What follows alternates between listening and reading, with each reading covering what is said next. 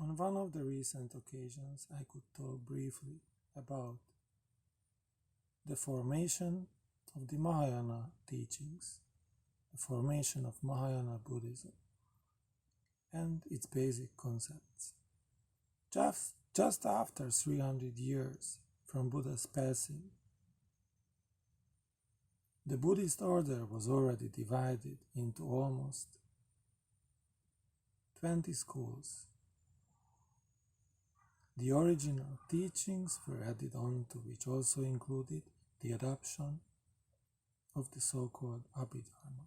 Abhidharma means the study of the doctrine. 500 years after Buddha's parinirvana, a new Buddhist movement arose among the lay devotees with the intention of returning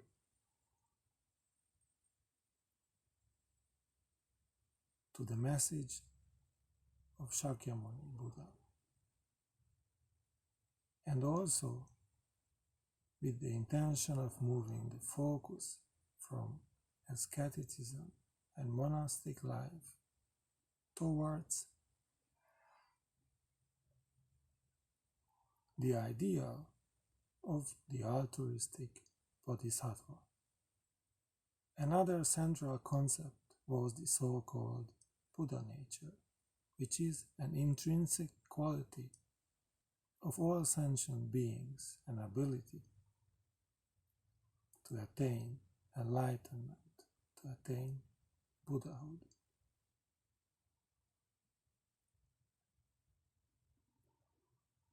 When I spoke about this on the previous occasion, the names of Nagarjuna, Asanga, and Vasubandu were also mentioned.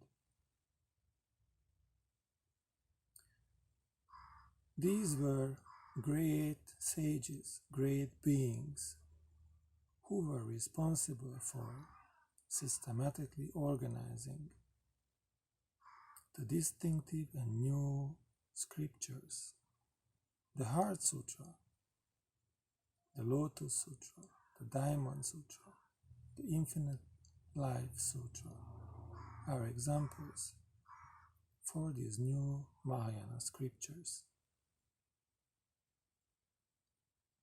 Please note here, and note again, that we are 500 years after the passing of the Buddha, and we can only start to speak about such an important sutras like the Heart Sutra, the Diamond Sutra, and so on. 500 years after the passing of the founder of the religion. In these Mahayana sutras, many new Bodhisattvas and Buddhas, Tathagatas, were also recognized. Tathagatas are Buddhas who existed in this world before the historical Buddha, and Maitreya Buddha came to be recognized as the Buddha of the future. The Buddha of the afterlife was also identified as Amita Buddha or Amida Buddha in the West and Akshobhya Buddha in the East. A cosmic Buddha, Vairochana Buddha, also came to be known as described in the Avatamsaka Sutra. The main and well-known Bodhisattvas were identified as Avalokiteshvara, Manjushri, and Samantabhadra.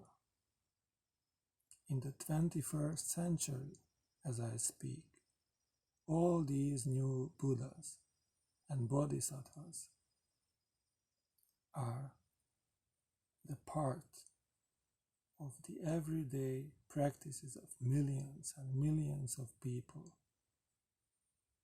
in countries such as Vietnam, Taiwan, South Korea, and Japan as well. These are countries where the Mahayana movement has spread and prevailed.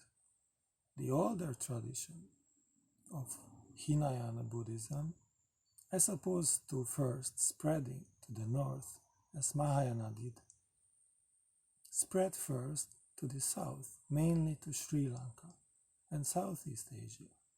Wherever the faith of Buddhism spread, Buddha and Bodhisattva statues also appeared.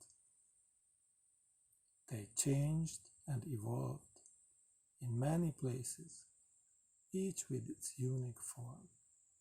We can probably speak about almost as many unique shapes and forms as many Buddha statues there are.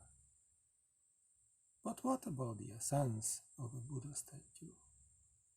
What is it actually teaching us? What is it actually pointing at? That is actually the very reason why we practice meditation. And that is why I would like to ask ourselves a question as follows. That thing we normally would refer to as a cat, beyond its name and beyond its form, before it could be seen and before it could be referred to as anything. What on earth is that? Let's spend again at least a minute and let us try to look at the core of this very question. What on earth is that cat?